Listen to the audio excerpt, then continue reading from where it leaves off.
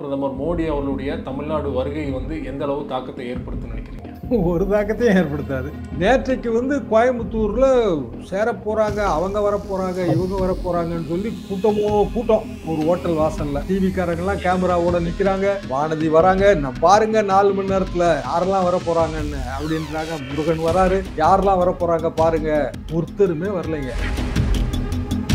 கடைசியில ரொம்ப நேரம் வெயிட் பண்ண பிறகு முருகன் இல்ல இந்த இணைய விழாவை இன்னும் ஒரு வாரத்துக்கு தள்ளி வைக்கிறோம்னு சொல்லிட்டு போயிட்டாரு. என்னன்னா நேத்து இணைச்சு இன்னைக்கு மோடி மீட்டிங்ல ஒரு ஷோ காட்டலாங்கிற ஒரு நினைப்பு. ஆனா யாரும் வரல. பாஜகவோட அதிமுக வீழ்ந்திருக்குது, 1% கம்மியான ஓட் பேங்க் தான் வர வாய்ப்பு இருக்குது அப்படிங்கிறது அந்த கருத்து கணிப்போட சாராம்சமா இருக்குது இல்லையா? இதை எப்படி நம்ம எடுத்துக்கிறது? கருத்து கணிப்பு நிறுவனங்கள் பெரும்பாலும் பிஜேபியோட ஊதுகுழலா மாறி இந்தியா முழுவதும் ஒரு பெரிய கருத்து கணிப்பு நிறுவனங்கள்ங்கிறது 1ல இருந்து 100க்குள்ள இருக்குங்க. அந்த 100ஐயும் வளைக்கிறது ரொம்ப ஈஸி. என்ன காரணம்னா 100க்கு ஏதாவது ஒரு வகையில வருமான வரித்துறை நோட்டீஸ் போனாலே போதும், அவன் அங்கேயே பம்பிடுவான், செத்தா. எதனால் பிரதமர் மோடி அவர்களும் பாஜகவோட ஹைகமாண்டும் அண்ணாமலையை இந்த அளவுக்கு நம்புறாங்கன்னு நினைக்கிறீங்க? அண்ணாமலையவே எம்ஜிஆருக்கு ஈக்குவலா ஒப்பிடுறாங்க. நம்ம என்னங்க பண்ண முடியும்? அப்ப அண்ணாமலையை எப்படி பெருசாக்கிட்டே போனாங்கன்னா ஊதி பெருசாக்கிட்டே போகும்போது அது உடையும். அது மோடிக்கு இப்ப தெரியாதுங்க, அது தேர்தல் முடிவுல தான் தெரியும். நீங்க நம்ம என்ன சொன்னாலும் அது எடுபடாது. யாத்திரை போய் எல்லாம் ஓட்டு வாங்க முடியாதுங்க. அண்ணாமலை போனது பாத யாத்திரை கிடையாது, பாதி யாத்திரை தான். அதுவே வெற்றியை தேடி தரும்னு நீங்க நினைச்சீங்க என்றால் அது முட்டாள்தான். இது போன்று அரசியல் சார்ந்து எக்ஸ்க்ளூசிவான வீடியோக்களை தொடர்ந்து காண ஆகாயம் வாய்ஸ் சேனலை சப்ஸ்கிரைப் பண்ணுங்க. ஆகாயம் வாய்ஸ் நேயர்களுக்கு வணக்கம். இன்றைக்கு நம்மோடு நேர்காணலுக்காக மூத்த பத்திரிகையாளர் மற்றும் அரசியல் திறனாய்வாளர் திருமிகு தராசு ஷியாம் அவர்கள் நம்மோடு இணைந்திருக்கிறார். அவரோடு பேசலாம். வணக்கம் சார். வணக்கம் சிவா. பிரதமர் மோடி அவர்கள் இந்த ஆண்டு தொடக்கத்திலிருந்து 3வது முறையாக தமிழ்நாடு இன்று வருகை புரியிருக்கிறார். அண்ணாமலை அவர்களுடைய என் மண் என் மக்கள் யாத்திரை நிறைவு விழா இன்று பல்லடத்தில் நடைபெற இருக்குது. அதில் கலந்து கொள்வதற்காக பிரதமர் மோடி அவர்கள் வருகிறார். தொடர்ச்சியாக பல கருத்து கணிப்புகள் நாடாளுமன்ற தேர்தல் ஒட்டி வந்துகிட்டு இருக்குது. வடக்கிலிருந்து வந்த கருத்து கணிப்பு பார்த்தீங்கன்னா தமிழ்நாட்டில் திமுக தான் முழுமையாக வெற்றி பெறும் அப்படிங்கிறது வருது. ஆனால் சமீபத்தில் தமிழ்நாட்டில் ஒரு முன்னணி தொலைக்காட்சி நிறுவனம் சார்பாக நடத்தப்பட்ட கருத்து கணிப்பில் பார்த்தீங்கன்னா பாஜக மிகப்பெரிய அளவில் ஒரு அதிமுகவோட அதிக அளவு இடங்களில் வெற்றி பெறும் அப்படிங்கிற ஒரு கருத்து கணிப்பு வந்திருக்குது. ஸோ இந்த கருத்து கணிப்பை எப்படி பார்க்குறீங்க? அது மட்டும் இல்லாமல் பிரதமர் மோடி அவர்களுடைய தமிழ்நாடு வருகை எந்த அளவு தாக்கத்தை ஏற்படுத்துன்னு நினைக்கிறீங்க?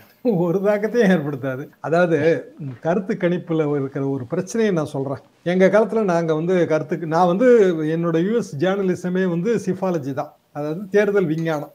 எந்த காலம்? 1979. அப்போ கம்ப்யூட்டரே பெரிய அளவுக்கு பயன்பாட்டில் கிடையாது. கம்ப்யூட்டர் வந்துருச்சு, பெரிய பயன்பாட்டில் கிடையாது. அதே மாடலில் தான் நான் 86 என்னோட முதல் கருத்து கணிப்பு முனிசிபல் தேர்தலுக்கு தான் பண்ணேன். அப்போ நம்ம நிருபர்களை அனுப்பி கொஸ்டினர் கொடுத்து விட்டு கருத்து கேட்டு அதை நம்ம ஆஃபீஸில் உட்காந்து கையால் அதை சரிபார்த்து ரிசல்ட் பப்ளிஷ் பண்ணுவோம். ரொம்ப கரெக்டாக வந்துச்சு, 100% கரெக்டாக வந்துச்சு. அப்புறம் 89 நான் 88 என்னோட முதல் கம்ப்யூட்டர் வாங்கினேன். 89 அதுக்கு தனியான ஒரு சாஃப்ட்வேர் தயார் பண்ணி கம்ப்யூட்டரைஸ்டாக வெளியிட ஆரம்பித்தேன். அதை கொஞ்சம் கேலியெல்லாம் பண்ணாங்க. இன்றைய முதல்வர் மு க ஸ்டாலின் அப்போ எங்கள் வீட்டுக்கே வந்தார். இதெல்லாம் என்னங்க சரியா இருக்குமா?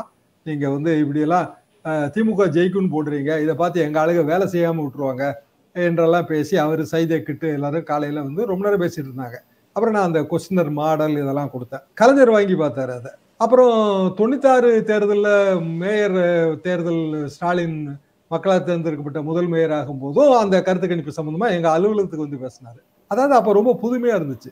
இன்னைக்கு இத்தனை வருஷம் கழிச்சு இன்னமும் அந்த பழைய மெத்தட்ல தான் கருத்து கணிப்பு நடத்துறாங்க. அது தவறு. என்ன காரணம்னா இப்போ ரொம்ப மாறிடுச்சு. ஒரு காலத்துல நம்ம கருத்து கேட்டோம்னா நிஜமா சொல்லுவாங்க அவங்க மனசுல இருக்கிறத. இப்போ கருத்து கேட்டோம்னாலே அவங்க பல நேரங்கள்ல அந்த ஹிடன் அஜெண்டா வந்துருது. அதாவது ஒரு நம்ம கேட்கிற அந்த பார்ட்டிசிபென்ட் அவர் மனதில் ஒண்ணு வச்சிருக்கிறாரு, நம்ம கிட்ட ஒண்ணு சொல்றாரு. அப்போ அதை நம்ம எப்படி தவிர்க்கிறது அந்த ஹிடன் பயஸை? இப்போ அதுக்கு நிறைய மெத்தட்ஸ் வந்துருச்சு. உதாரணமாக artificial intelligence, social media analysis. அதாவது இப்போ நம்ம எப்படி இந்த பார்ட்டிசிபெண்ட்டை செலக்ட் பண்றோம்னா, எங்க காலத்துல ரேண்டம் நம்பர் டேபிள்னு இருந்துச்சுங்க. இப்போ அது கம்ப்யூட்டரைஸ் ஆகி ரேண்டம் நம்பர் ஜெனரேட்டர் ஆயிடுச்சு. நீங்க கூகுளில் போய் ரேண்டம் நம்பர் ஜெனரேட்டர்னு அடிச்சு பார்த்தீங்கன்னா ஃபுல் டீட்டெயில் வரும். அதுல நம்ம வாக்காளர் பட்டியலை வச்சு ரேண்டம் நம்பர் ஜெனரேட்டர் மூலமாக வாக்காளர்களை தேர்ந்தெடுத்து நேரா அவங்கள போய் பார்த்து ஒரு கொஸ்டினரை ஃபில்அப் பண்ணி வாங்கிட்டு வரோம். இது ஒரு மெத்தட், ஃபீல்டு மெத்தட். அப்புறம் அதே வாக்காளர்களோட சோசியல் மீடியா அக்கௌண்ட்டுக்குள்ள போய் அவங்க என்ன சோசியல் மீடியால அவங்களோட கருத்தை பிரதிபலிச்சிருக்காங்க. உதாரணமா ட்வீட் பண்றாங்க எக்ஸ் தளத்துல, அப்போ ட்விட்டர், அப்ப அதுல அவங்க என்ன கருத்தை சொல்லியிருக்காங்க, ஃபேஸ்புக் வச்சிருந்தாங்கன்னா என்ன கருத்தை சொல்லியிருக்காங்க. இதை நம்ம வந்து மிஷின் லேர்னிங் மெத்தடில் ஆராயணும். ஆராய்ஞ்சு நம்ம ஃபீல்டில் எடுத்துட்டு வர்ற ரா டேட்டாவை இந்த டேட்டாவோட கம்பேர் பண்ணி அந்த டேட்டாவை நம்ம வந்து கியூர் பண்ணணும், குணப்படுத்தணும். இவ்வளோ பெரிய மெத்தட் இப்போ யாரும் பண்றதே இல்லை. இது போக இதுல இன்னொரு மாபெரும் ப்ராப்ளம், எங்க காலத்துல நாங்க வந்து எங்க நிருபர்களை வச்சு நடத்துறோம். இப்போ என்னன்னா ஒப்பீனியன் போல் வந்து ஒரு தொழிலாயிடுச்சு, இண்டஸ்ட்ரி. சர்வே எடுத்து கொடுக்கறதுக்குன்னே நிறுவனம் இருக்கு. ஒரு சாம்பிளுக்கு இவ்வளவு ரூபான்னு ஒரு பட்ஜெட் கொடுக்குறாங்க. அந்த பட்ஜெட்டுக்குள்ள அந்த நிறுவனம் வந்து சர்வே எடுக்குது. அப்ப அதுக்கு வந்து இவ்வளவு பெரிய மெத்தடை எம்ப்ளாய் பண்றதுக்கான வசதி கூட இருக்காது. அப்ப ரா டேட்டாவை அப்படியே அனலைஸ் பண்றாங்க. அனலைஸ் பண்ணும்போது 40% ஒருத்தருக்கு, 20% ஒருத்தருக்கு, 20% ஒருத்தருக்குன்னா 100 ஓட்டு இருக்கிற ஒரு கான்ஸ்டிடுவன்சில 40 ஓட்டு எடுத்தவன் தான் எல்லாத்தையும் ஜெயிச்சிருவானே. இப்போ 40% திமுகவுக்கு, 20% அதிமுக, 20% பிஜேபிக்குன்னா அதிமுகவுக்கு பிஜேபிக்கு எத்தனை சீட் கிடைக்கும் சொல்லுங்க? ஒரு 3 to 4 எப்படி கிடைக்கும்? 40 சீட் எடுத்தா 20 சீட்டு ஒண்ணுமே கிடைக்காது. இல்ல அப்படிதான் கருத்து கணிப்புல போட்டிருக்காங்க. அவங்க ரெண்டு பக்கமே வந்து 3 to 4 சீட்டு கிடைக்க வாய்ப்பு இருக்குது அப்படின்னு சொல்லிட்டு. சரி, அந்த கருத்து கணிப்போட பெர்சன்டேஜ் எடுத்து பாருங்க. 18 17 புள்ளி சொச்சம் 38 40ன்னு வச்சுக்கோங்க, 18 20ன்னு வச்சுக்கோங்க. அப்போ ஒரு 100 ஓட்டு போடுற இடத்துல 40 ஓட்டு ஒருத்தருக்கு விழுது, 20 ஓட்டு ஒருத்தருக்கு விழுது, 20 ஓட்டு ஒருத்தருக்கு விழுது. யார் ஜெயிப்பா? 40 ஓட்டு உள்ளவர் தான் ஜெயிப்பாரு. அப்படியே வந்து எல்லா தொகுதியிலும் யார் ஜெயிப்பா? அப்போ 40 ஓட்டு உள்ளவர் தானே ஜெயிப்பான். இல்ல சார், இது ஒவ்வொரு தொகுதியிலுமே மாற வாய்ப்பு இருக்குல்ல சார்? ஒரு தொகுதியில வந்து அதிகமான ஓட்டு போட வாய்ப்பு இருக்கு, ஒரு தொகுதியில கம்மியான ஓட்டு வாய்ப்பு இருக்கு, மாற வாய்ப்பு இருக்கு இல்லையா? அப்போ வந்து ஒட்டு மொத்தமா தமிழ்நாடு பூரா இல்ல இந்தியா பூராவும் ஒரு ஃபிகரை போட்டு அதை எப்படி சீட்டா கன்வெர்ட் பண்றீங்க? அதான் என்னோட கேள்வி. இப்போ வந்து நான் வந்து தொகுதி வைஸ் போடல, நான் போடுறது குஜராத், தமிழ்நாடு, உத்தரப்பிரதேசம், மகாராஷ்டிரா, இப்படி ஸ்டேட் வைஸ் போடுறேன். அப்போ அந்த ஸ்டேட்ல வந்து நான் அந்த பெர்சன்டேஜை வந்து சீட்டா மாத்துறேன்ல, அது பாசிபிளே கிடையாது, யாராலையும் முடியாது. அப்படின்னா நீங்க தொகுதி வைஸ் எடுக்கணும். இப்ப நாங்க எடுக்கும்போது 40 தொகுதியிலையும் தனித்தனியா எடுப்போம், 234 தொகுதியிலையும் தனித்தனியா எடுப்போம், 234லையும் தனித்தனியா சாம்பிள். ஒரு தொகுதி உதாரணமா சிறுபெரும்புதூர்னு ஒரு தொகுதி இருந்தா அந்த சிறுபெரும்புதூர் தொகுதியோட வாக்காளர் பட்டியலை எடுத்து அதை ரேண்டம் நம்பர் டேபிள்ல இருந்து அதுல ஒரு 300 வாக்காளர்களையோ 500 வாக்காளர்களையோ செலக்ட் பண்ணி நேர்ல போய் பார்த்து அவங்க கிட்ட கருத்து கேட்டு அதை எடுத்துட்டு இங்க வருவோம். அப்போ சோசியல் மீடியாலாம் கிடையாது. அப்போ அது வந்து ஒரு 90% சரியா இருக்கும். இப்போ ஆல் இண்டியா ஆவரேஜ் இல்ல ஆல் ஸ்டேட் ஆவரேஜ்னா எதுவுமே சரியா இருக்காது. காரணம் நீங்க சொல்ற அதே விஷயம்தான். அதாவது இப்போ ஒரு கூட்டணி வருது, அந்த கூட்டணி பாமக, தேமுதிக, அதிமுக கூட்டணின்னு வச்சுக்குவோம். அது வந்து வட தமிழகத்துல அதிகமான ஓட்டு வாங்கும். அப்ப அங்க வந்து இந்த பெர்சன்டேஜ் ஒர்க் அவுட் ஆகாது இல்ல. அப்போ மைக்ரோ லெவல் அப்படிங்கிறது ஒரு பாராளுமன்ற தேர்தலில் பாராளுமன்ற தொகுதி ரொம்ப பெருசு. அது பாராளுமன்ற தொகுதிங்கிறது 6 சட்டமன்ற தொகுதி. எப்படி இந்த கருத்து கணிப்பு அப்படியே பிரதிபலிக்கும்? அப்போ வேற மெத்தடுக்கு நீங்க போகணும். கருத்து கணிப்பு நிறுவனங்களை நான் குறைய சொல்லலைங்க, அவங்க வந்து ஒரு தொழில். இன்னைக்கு எலெக்ஷன் டைம்ல எலெக்ஷன் கருத்து கணிப்பு நடத்துவாங்க, நாளைக்கு சோப்பு கருத்து கணிப்பு நடத்துவாங்க, அதுக்கு அடுத்த நாள் வாஷிங் மிஷின் கருத்து கணிப்பு நடத்துவாங்க. அது வந்து தொழில் அவங்களுக்கு. ஆனா பத்திரிகை கருத்து கணிப்பு நடத்தும் போது இல்ல ஒரு தொலைக்காட்சி நிறுவனம் கருத்து கணிப்பு நடத்தும் போது அது இன்னும் கொஞ்சம் நம்பகத்தன்மையோட இருக்கும். இப்ப அவ்வளவு பெரிய வேலையை எடுத்து செய்யறதுக்கு யாரும் தயாரா இல்ல. நாங்க தயாரா இருந்தோம் எங்க காலத்துல. மக்களும் வந்து உண்மையை சொல்றதுக்கு தயாரா இருந்தாங்க. இப்போ மக்களும் உண்மையை சொல்ல மாட்டேன்றாங்க. அது செய்தி ஸ்தாபனமும் நேரடியாக அந்த வேலையில ஈடுபட மாட்டேங்குது. யாரோ இப்போ உங்களை கூப்பிட்டு ஒரு சாம்பிளுக்கு வந்து இவ்வளவு ரூபாய் பட்ஜெட்டுக்கு நீங்க வந்து ஒரு சர்வே எடுத்து கொடுங்க இப்படிங்கிற கதை அது. இது எப்படி வந்து நம்பகத்தன்மையோட இருக்கும் சொல்லுங்க? Right sir. அந்த கருத்து கணிப்புல இன்னொரு அதிர்ச்சிகரமான விஷயம் என்னன்னா, பாஜக வந்து வளர்ந்துருக்கிறதையும் தாண்டி பாஜகவோட அதிமுக வீழ்ந்திருக்குது, 1% வந்து கம்மியான ஓட் பேங்க் தான் வர வாய்ப்பு இருக்குது அப்படிங்கிறது தான் அந்த கருத்து கணிப்போட சாராம்சமா இருக்குது இல்லையா? இதை எப்படி நம்ம எடுத்துக்கிறது? அந்த கருத்து கணிப்பு முடிவு வந்து தேர்தல் முடிவுல தான் உங்களுக்கு எக்ஸ்போஸ் ஆகும். அதாவது திமுக எதிர்ப்பு ஓட்டு போடணும்னு நினைக்கிறவன் ஆட்டோமேட்டிக்கா அதிமுகவுக்கு தாங்க போடுவான். ரைட்டா? இப்போ திமுக அதிமுக ரெண்டையும் பிடிக்காத ஒருத்தர் இருப்பான், அவனோட சாய்ஸ் எதுவா இருக்கும்? சீமானா தான் இருப்பாரு, அண்ணாமலையா இருக்க மாட்டாரு. நாம் தமிழர் இருக்கு, பிஜேபி இருக்கு. Choice, natural choice. உங்களுக்கு திமுகவை பிடிக்கலங்க, உங்க ஓட்டை யாருக்கு போடுவீங்க? அதிமுக போடுவேன். திமுகவையும் அதிமுகவும் பிடிக்கல, யாருக்கு போடுவீங்க? சீமானுக்கு போடுவீங்க. திமுக அதிமுக சீமானையும் பிடிக்காதவங்க பிஜேபிக்கு போடலாம். நோட்டா கூட போட வாய்ப்பு இருக்கு. திமுக, அண்ணா திமுக, பிஜேபி எவனையுமே எனக்கு பிடிக்கலன்னா யாரோ ஒரு இண்டிபெண்டன்ட் கூட போடலாம். என்ன காரணம்னா நம்ம நாடு வந்து ரொம்ப சாய்ஸஸ் ஜாஸ்தி. 3 கொஸ்டின் கொடுத்து ஒரு கொஸ்டினை செலக்ட் பண்ணி மல்டிபிள் சாய்ஸ் கொஸ்டின் வந்தா அது ஆப்ஷன் லிமிட்டட். ஒரு 20 கேள்வி எதை வேணாலும் நீ செலக்ட் பண்ணி பரிச்சை எழுதலாம் அப்படின்னு வந்தா எப்படி இருக்கும்? இந்த மாதிரியான கருத்து கணிப்புகளாக இப்ப வருது. இது போக இன்னொரு முக்கிய விஷயம், கருத்து கணிப்பு நிறுவனங்கள் பெரும்பாலும் வந்து பிஜேபியோட ஊதுகுழலா மாறிடுச்சு. என்னன்னா இல்ல நான் சொல்லிடுறேன், பத்திரிகைகளும் ஊடகங்களும் நேரடியா நடத்தும் போதுங்க எல்லாமே ஒரு அணிக்கு போகாதுங்க. திமுக ஆதரவும் இருக்கும், பிஜேபி ஆதரவும் இருக்கும், அதிமுக ஆதரவும் இருக்கும். ஆனா கருத்து கணிப்பு நிறுவனங்களை நம்ம எம்ப்ளாய் பண்ணும்போது இந்தியா முழுவதும் ஒரு பெரிய கருத்து கணிப்பு நிறுவனங்கள்ங்கிறது 1ல இருந்து 100க்குள்ள இருக்குங்க. அந்த 100ஐயும் வளைக்கிறது ரொம்ப ஈஸி. என்ன காரணம்னா 100க்கும் ஏதாவது ஒரு வகையில வருமான வரித்துறை நோட்டீஸ் போனாலே போதும், அவன் அங்கேயே பம்பிடுவான், செத்தான். ஏங்க நீங்க ஒண்ணுமே இல்லைங்க, ஜார்க்கண்ட்ல ஹேமந்த் சோரன் அவரு உங்களுக்கு தெரியும், அவர் கைது டிராமா எப்படி எல்லாம் நடந்தது, அது பிறகு நம்பிக்கை வாக்கெடுப்பு எப்படி நடந்து மீண்டும் அடுத்த சோரன் பதவியில வந்துட்டாரு. பிஜேபி கிராண்ட் ஃபெயிலியர், அங்க பிஜேபியோட ஸ்கீம் கிராண்ட் ஃபெயிலியர். ஏற்கனவே அங்க மதுகோடா வந்து ஒரு சிஎம், காங்கிரஸ் சிஎம், அவர் பேர்ல வழக்கு. அதனால அவங்க மனைவிக்கு தான் எம்பி டிக்கெட் போன வாட்டி கொடுத்தாங்க. 2019 இருந்து இன்னைய தேதி வரைக்கும் அவங்க எம்பியா இருந்துட்டு நேற்றைக்கு வந்து வீட்டுக்காரரையும் கூப்பிட்டுக்கிட்டு பிஜேபியில போய் சேர்ந்துட்டாங்க. இன்னும் அவங்களுக்கு எம்பியே 2 மாசமோ 3 மாசமோ தான் இருக்கு. சேர்ந்துட்டு என்ன சொல்றாங்க, காங்கிரஸ் கட்சி குடும்ப கட்சி. எத்தனை வருஷம் கழிச்சு உங்களுக்கு தெரியுது, முதலமைச்சர் பதவியெல்லாம் அனுபவிச்சுட்டு அதுக்கு பிறகு வந்து உங்க மனைவியையும் எம்பி ஆக்கிட்டு இப்போ குடும்ப கட்சின்னு தெரிஞ்சு பிஜேபிக்கு போறீங்களே, பிஜேபியில அங்க உங்களுக்கு வாழ்வே இல்லையே. ஜார்க்கண்ட் மாநிலத்துல பிஜேபி ஃபெயிலியர் ஆகிலாம் இருக்கு. அப்ப பிஜேபி போய் உங்களுக்கு என்ன கிடைக்கும்? ஒன்னே ஒண்ணுதான் கிடைக்கும், உங்க கணவருக்கு வந்து வழக்குகள்ல இருந்து விடுதலை. அப்ப விஜயதரணி போனதுக்கும் இந்த அம்மா போனதுக்கும் பெரிய வித்தியாசம் இல்லை. நேற்றைக்கு வந்து கோயம்புத்தூர்ல சேர போறாங்க, அவங்க வர போறாங்க, இவங்க வர போறாங்கன்னு சொல்லி கூட்டம் ஒரு ஹோட்டல் வாசல்ல. எல்லா கேமராக்காரங்க எல்லாருமே இப்ப டிவி காரங்க எல்லாம் கேமராவோட நிக்கிறாங்க.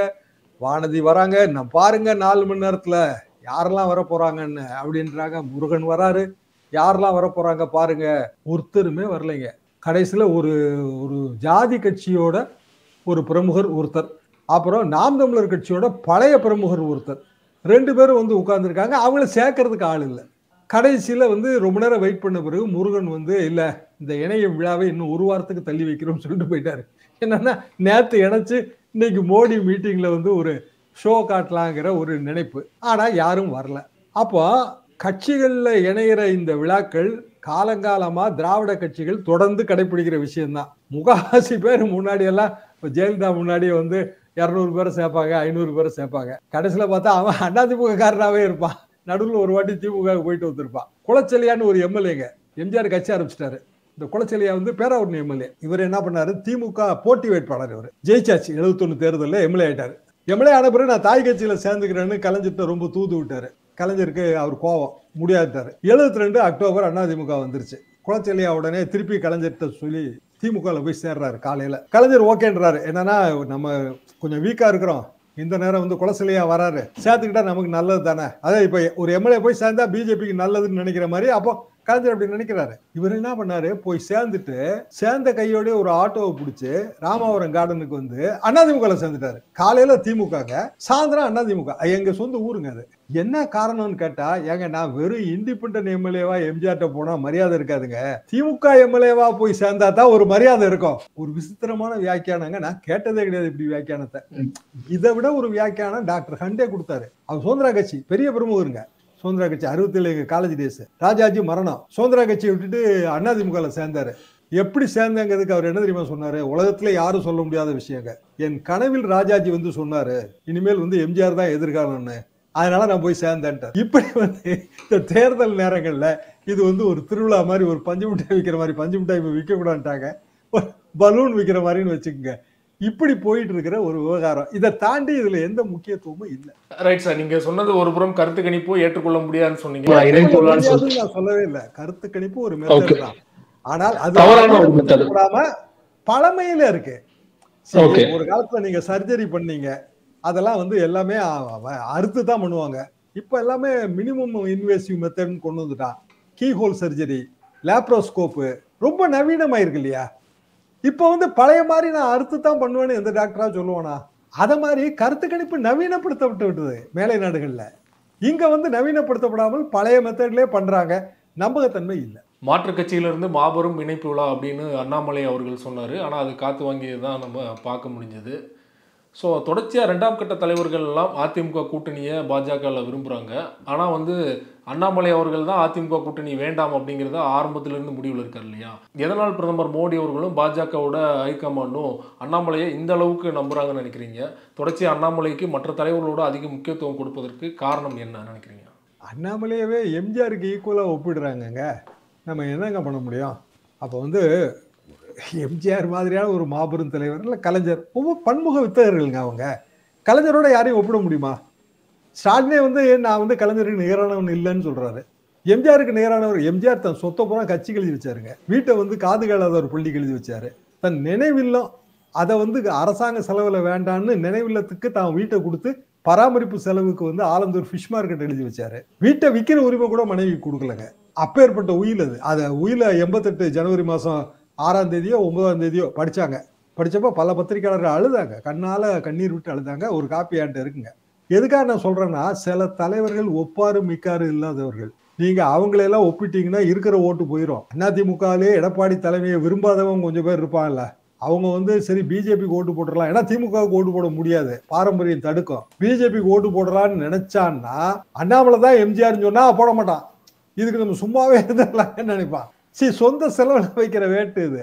அப்போ அண்ணாமலையை எப்படி பெருசாக்கிட்டே போனாங்கன்னா ஊதி ஊதி பெருசாக்கிட்டே போகும்போது அது உடையும். அது மோடிக்கு இப்போ தெரியாதுங்க, அது தேர்தல் முடிவில் தான் தெரியும். நீங்க என்ன நம்ம என்ன சொன்னாலும் அது எடுபடாது. அப்போ இயல்பாகவே அண்ணாமலை எப்போ வந்து எக்ஸ்போஸ் ஆவாரு? தேர்தல் முடிவில் எக்ஸ்போஸ் ஆவாரு. 6% ஓட்டு வாங்கியிருந்தார் நகர்ப்புற உள்ளாட்சி தேர்தல். அதுவே பெரிய விஷயம் தான் நான் நினைச்சேன். 8% 10% வாங்கலாம், இல்லைன்னு நம்ம சொல்ல முடியாது. உழைச்சிருக்காரு, வேலை பார்த்துருக்காரு. ஆனா யாத்திரை போயெல்லாம் ஓட்டு வாங்க முடியாதுங்க. அண்ணாமலை போனது பாத யாத்திரை கிடையாது, பாதி யாத்திரை தான். நிஜ பாத யாத்திரை போனது யாருன்னா வைகோ தான். வைகோ அட்டப்படம் போட்டாலே கடுமையா விற்குங்க. 94 95 காலகட்டத்தில் ஃபுல்லா தமிழ்நாடோட குறுக்கும் நெடுக்கும் நடந்தே போனாரு. ஆங்காங்கே தென்னந்தோப்புல தங்கினாரு. அப்பேற்பட்ட நடைபயணம். கடைசியில் 5% ஓட்டு வந்துச்சுங்க. அவரும் சிபிஎம்மும் சேர்ந்த கூட்டணிக்கு 96ல். அதுக்கு மேல வாய்ப்பு இல்லை. அப்புறம் அவரே அதிமுக கூட்டணிக்கு வந்தாரு 98ல். 96ல் 5.8%. 98ல் மீண்டும் அதிமுக கூட்டணி. அதிமுகவை எதிர்த்து போன நடைபயணம் அதிமுகவிலேயே முடிந்தது. இதுதான் நடைபயணங்களின் வரலாறு. கலைஞர் போடாத நடைபயணமாங்க நீதி கட்டு நெடும்பயணம். திருச்செந்தூருக்கு போனாரு, அந்த வேல் பிரச்சனை இல்லை, வைரவேல் பிரச்சனை இல்லை. முருகனும் தான் வேலை தூக்கிட்டு போனாரு, கருப்பூர் கூட்டம் பிரச்சனை இல்லை. இதெல்லாம் ஒர்க் அவுட் ஆகுதுங்க. நீங்க அடிப்படையில வந்து செய்ய வேண்டிய கட்டமைப்பு வேலை நிறைய பாக்கி இருக்கு. இப்ப நீங்க பண்ணிட்டு இருக்கிறது, அண்ணாமலை பண்ணிட்டு இருக்கிறது ஒரு ஷோ. ரைட்டு, பண்ணலாம், தப்பு இல்ல. ஷோ பண்ண வேண்டியதுதான், அரசியல்ல செய்திகள்ல இடம் பிடிக்க வேண்டியதுதான். அதுவே வெற்றியை தேடி தரும்னு நீங்க நினைத்தீர்கள் என்றால் அது முட்டாள்தனம். ரொம்ப நன்றி சார். உங்கள் நேரத்தை ஒதுக்கி பிரதமர் மோடி அவருடைய தமிழக வருகை குறித்தும் அண்ணாமலை அவர்கள் யாத்திரை குறித்தும் பல விஷயங்களை எங்களோட பகிர்ந்து கொண்டீங்க. ரொம்ப நன்றி சார்.